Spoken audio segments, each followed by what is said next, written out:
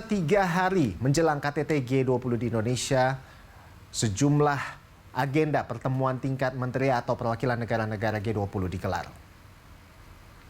Ya, di antaranya pertemuan Menteri Keuangan dengan Menteri Kesehatan yang fokus pada isu arsitektur kesehatan global serta isu transisi energi berkelanjutan.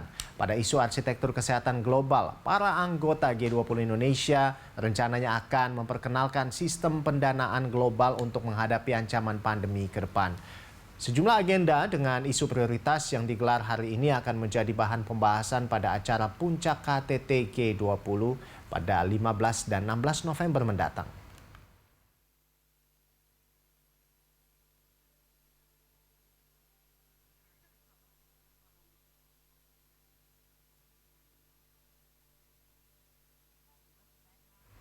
Untuk mengetahui lebih lengkap mengenai agenda apa saja yang akan dibahas pada rangkaian acara G20 pada hari ini, sudah ada rekan Said Masyur dan juru kamera Rangga Samudra di sana. Ya, Said, ada agenda apa saja pada side event hari ini? Tema apa yang akan dibahas?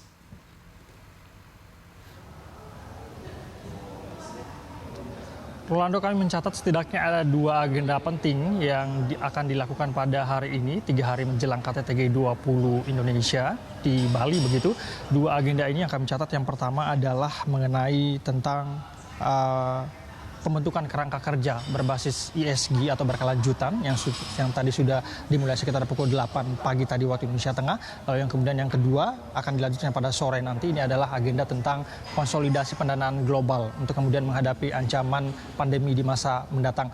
2 agenda ini, Rolando, berkaitan dengan 3 isu prioritas juga yang kita ketahui pada G20 Indonesia kali ini. Yang pertama tentu saja tentang transisi energi berkelanjutan, lalu kemudian yang kedua adalah tentang arsitektur kesehatan global, lalu yang ketiga transisi energi, maksud saya transisi digital dan juga ekonomi. 2 agenda tadi ini, Ronald, telah berlangsung. Satu agenda ini sudah berlangsung tadi pada pukul 8 pagi tadi. Hadir sebagai pembicara Menteri Keuangan Sri Mulyani dan juga beberapa pihak-pihak terkait tadi, di mana diantaranya ada perwakilan dari United Nations, yaitu Norimasa Simonura. Lalu kemudian juga ada dari CEO PT Indonesia Infrastructure Finance yang juga menjadi host daripada acara pagi tadi, yaitu Reynal Hermansyah.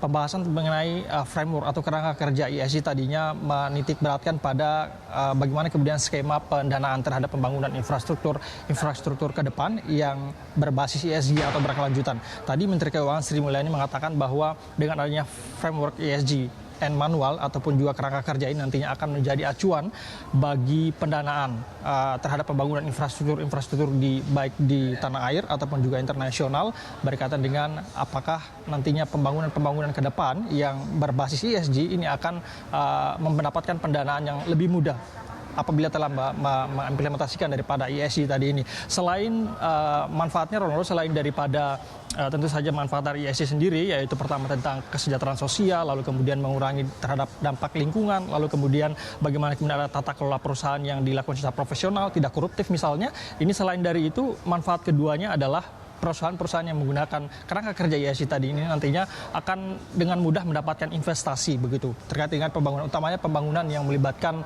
kerjasama antara pemerintah dan juga swasta, sehingga nantinya Sri Mulyani mengatakan dengan adanya ESG ini kemudian investasi bisa mudah masuk, lalu kemudian akan mengurangi penggunaan APBN terhadap proyek-proyek yang melibatkan kerjasama antara swasta dan juga pemerintah. Tentu saja. Lalu kemudian agenda kedua nantinya, Rolando, ini akan dilakukan pada sore nanti, yaitu persiapan pertemuan antara Menteri Kesehatan dan juga Menteri Keuangan berkaitan dengan pembahasan yang saya sebutkan tadi, yaitu konsolidasi daripada pendanaan, konsolidasi global, maksud saya pendanaan daripada persiapan untuk menghadapi ancaman pandemi di masa mendatang. Nama daripada dana ataupun pendanaan global ini akan dinamakan The Pandemic Fund. Nantinya dengan The Pandemic Fund ini negara-negara yang kemudian akan membutuhkan berkaitan dengan ancaman daripada pandemi ini bisa memanfaatkan dana yang kemudian akan dibahas pada sore nanti. Besok 13 November ini akan di-launching rencananya oleh Menteri Keuangan Sri Mulyani dan juga Menteri Kesehatan dan tentu saja dengan anggota-anggota G20. Yang menarik juga adalah dari The Pandemic Fund ini, Rolando, bahwa nantinya penggunaan dana dari The Pandemic Fund ini tidak hanya digunakan oleh negara-negara G20, tapi juga secara global atau negara-negara non G20. Sehingga dengan adanya nanti dana, saya belum melihat atau belum disepakati ada berapa total dana yang akan terkumpul atau ditargetkan. Namun yang pasti nanti akan dibahas. Nantinya negara-negara yang akan menggunakan Departemen Fund ini hanya akan mengajukan proposal dan tentu saja dengan kriteria-kriteria tentu yang juga akan dibahas nantinya untuk kemudian bisa mendapatkan pendanaan daripada Departemen Fund ini. Masih kita ikuti bersama Rolando sejumlah agenda yang kemudian akan dilakukan di G20 nantinya, dan tentunya sejumlah pembahasan menjelang KTT G20 nanti akan menjadi salah satu pembahasan penting dalam KTT G20 15 dan 16 November nantinya, yang akan menjadi komunike ataupun satu kesepakatan yang akan dikeluarkan pada presidensi G20 Indonesia yang kemudian akan dibawa pada G20 selanjutnya di India. Rolando. Baik, Said, tadi Anda sudah sempat menyampaikan bahwa ada Menteri Keuangan Sri Mulyani di sana, juga ada Menteri Kesehatan. Nah, kalau dari informasi yang Anda dapatkan, hari ini ada siapa saja tokoh atau menteri tamu kenegaraan yang akan hadir lagi?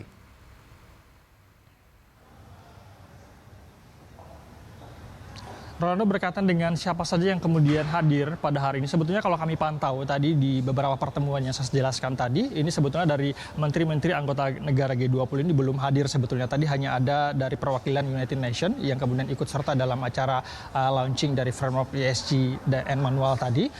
Karena informasi yang kami dapatkan memang tokoh-tokoh ataupun perwakilan negara-negara G20 ini akan mulai hadir atau akan mulai datang ke Bali atau ke Indonesia itu pada besok 13 November hingga 14 November nanti, sehingga baru besok kemudian kita akan bisa pastikan siapa yang kemudian akan hadir. Namun informasi terakhir memang kalau kita dengarkan dari keterangan Menko Marves Luhut Binsar Panjaitan mengatakan bahwa setidaknya sudah ada 17 perwakilan dari para negara-negara G20 yang akan hadir di Indonesia ataupun di G20 Indonesia. Di antaranya adalah tentu saja Presiden Joe Biden yang kita tahu sudah berangkat tadi malam kalau informasi yang kami dapatkan. Lalu kemudian ada Presiden China Xi Jinping, lalu juga tentu saja dengan sejumlah beberapa pemerintah ataupun juga kepala negara anggota G20 dan juga undangan.